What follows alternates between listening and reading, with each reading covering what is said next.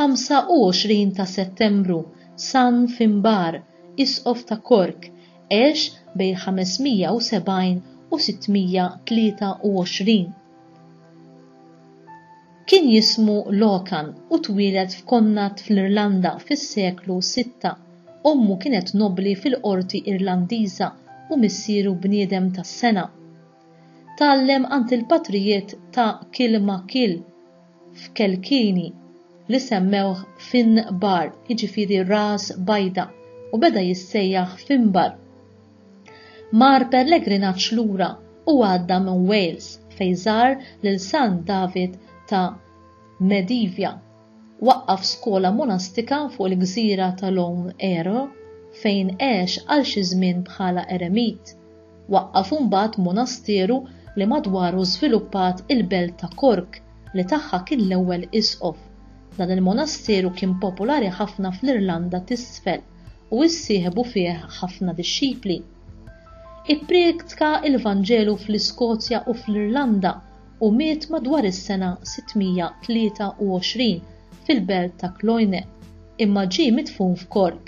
Wara mewtu saru ħafna mirakli li kienu attribwiti għal dan il-qaddis u il-patrun prinċipali tal-belt u d-djoċesi ta' Cork kien il-Katedral Protestant tant sabiħ li qabel kien Kattoliku kif ukoll il-Katedral Kattoliku anki dan kbir u sabiħ fil-belt ta' Cork. Dawn it-tnejn huma iddedikati lil San Finbar, huwa il-patrun tal-emigranti.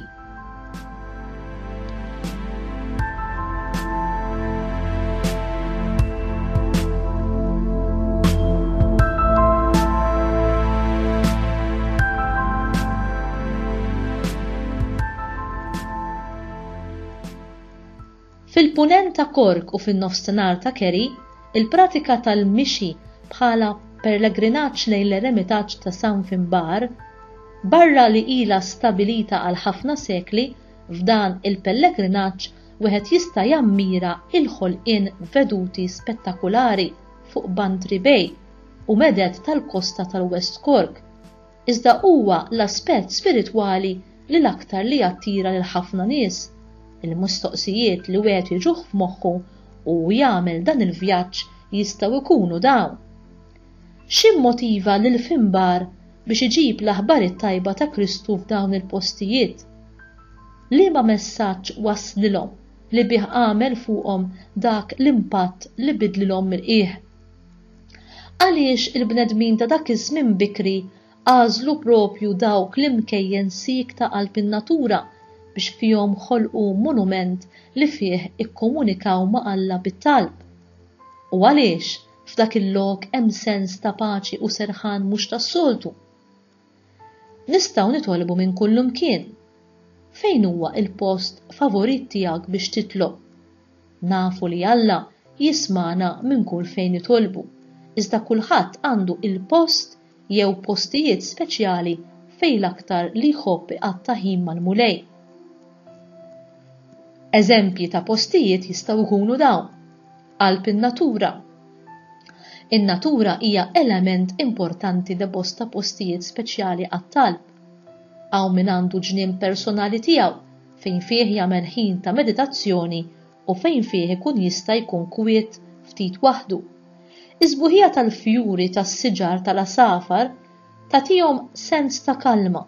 San Franċisk ta' Assisi u il-qaddis tipiku li ħafna artisti jippreżentaw jinnamra ma' Alla qalb in-natura.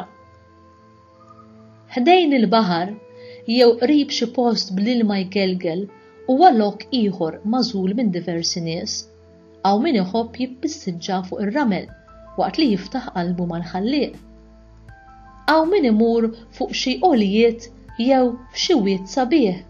Kienu diversi reliġjużi li għażlu jibnu il-monasteri tagħhom propju f'dawn il-postijiet li ħafna drabi kienu il-bogħod mill-abitat u għalhekk mill-istorbju tal-ibliet. San Benedittu nistgħu ngħidu li kien l-ewwel fost il-monaċi li ħajruh postijiet bħal dawn. Dan l-aħħar saret moda li kulħadd imur jippassiġġa li hija xi ħaġa tajba għal saħħitna bil-headphones f'widnejna. Ħafna nsara prattikanti joħolqu il-playlist favorita tagħhom għax jgħidu li huma u jisimgħuha flimkien ma' xi veduti li jaraw huma u mixja tgħinhom jerfgħu il-ħsieb tagħhom lejn Alla u jiddjalogaw miegħu. Hawn min jgħid ir-Rużarju b'dan il-mod ukoll. Nistgħu nitolbu wkoll waqt is-sewqan. Talb waqt li wieħed ikun qiegħed issuq huwa post popolari ieħor mod speċjali għal dawk li jivvjaġġaw waħedhom fit-tul jew li spiss jeħlu fit-traffiku. Iva, hawn min jagħmel mill-karozza il-kamra tat-talb tiegħu. Kull meta jaraw xi xenarju sabiħ li jkunu għaddejja minn ħdejh jieqfu jirringrazzjaw lil Alla, l-istess bħal fil-każ tal-mixi, xi mużika favorita fl-isfond, xi kant ta' tifħir, talb jew riflessjonijiet. Għal min isegwi Radio Marija għandu minjera ta' tagħlim nisrani wkoll. Post ieħor adattat għat-talb huwa fil-knejjes jew fil-kappelli. Oħrajn jimxu jew isuqu lejn xi knisja li huwa il-post ta' Alla per eċċellenza għaliex fit-tabernakli jew espost fil-ħafna kappelli tal-adorazzjoni insibu il-preżenza ħajja tal-persuna ta' Ġesu bil-ġisem, id-demm, ir-ruħ u d-divinità tiegħu u jinżel mis-sema fuq l-artali tagħna biex jiġi jiltaqa' magħna l-ewwel u qabel kollox fit-qarbin imqaddes, imma mhux biss. U jibqa' hemm jistennina li nagħmlu xi vista bħal donnu ħabsi li jixxenna għal ftit kumpanija ta' xi ħadd li jixtieq iħobbu. U min-naħa tiegħu qatt ma jħallina nitilqu minn ħdejh bidejna vojta, imma dejjem lest li jibdilna biex noħorġu minn ħdejh imsaħħin, imfarġin, imfejqin, imdawlin u aktar ippreparati biex inkomplu naffaċċjaw l-isfidi li din il-ħajja toffrilna kuljum. Il-qaddisien kollha kienu jgħaddu bosta mill-ħin tagħhom quddiem Ġesu Ewkaristija. Post ieħor ta' talb huwa fid-dar.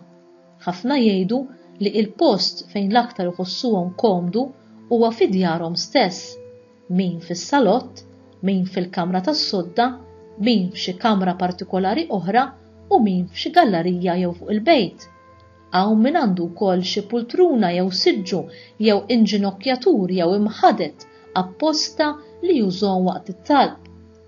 Dan l-aħħar daħlet l-użanza sabiħa li jinħoloq post jew aħjar kamra apposta imżejna b'mod li jgħinek tidħol f'atmosfera ta' talb. Fija hawn min iżejjen xi figuri ta' Ġesu, Marija, tal-Anġli jew tal-Qaddisin. Jifrex xi tapit komdu fejn fuq wieħed ikun jista' jintasab u forsi jaqra l-Bibja jew xi kotba oħra spiritwali. F'din il-prayer room il-familja tista' tiltaqa' f'xi ħin tal-ġurnata biex titloq flimkien, eżempju r-Rużarju. Forsi tgħiduli li ma tantx tfadal djar bi spazju biżżejjed biex wieħed jiddedika kamra sħiħa għal dan il-għan. Tassew, imma min irid kulħadd jista' jsib xi rokna fuq xi biċċa amara u jagħmel minnha speċi ta' artal żgħir li jgħinek tolli l-ħsibijiet tiegħek lejn is-sema. Post ieħor fejn wieħed jista' jitlob huwa fis-sodda. Wara jum twil, ħafna jħobbu jalqu l-ġurnata bit-talb fil-post favorit tagħhom, is-sodda.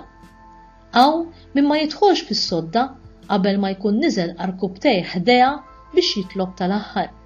Min-naħa l-oħra hawn min jemmen meta jkun komdu aktar ikun jista' jikkonċentra fit-talb. U din hija vera l-aktar għal min għandu xi limitazzjonijiet ta' saħħa u ma jistax jgħaddi wisq ħin il barra mis-sodda. U x'inhu il-post speċjali tiegħek? Alla huwa dejjem lest biex jisimak kull fejn inti tieqaf biex tikkomunika miegħu. F'Salm 145 vers 18 insibu dan. Il-mulej huwa viċin ta' kull min jitolbu, jisma' lil kull min jitolbu b'sinċerità.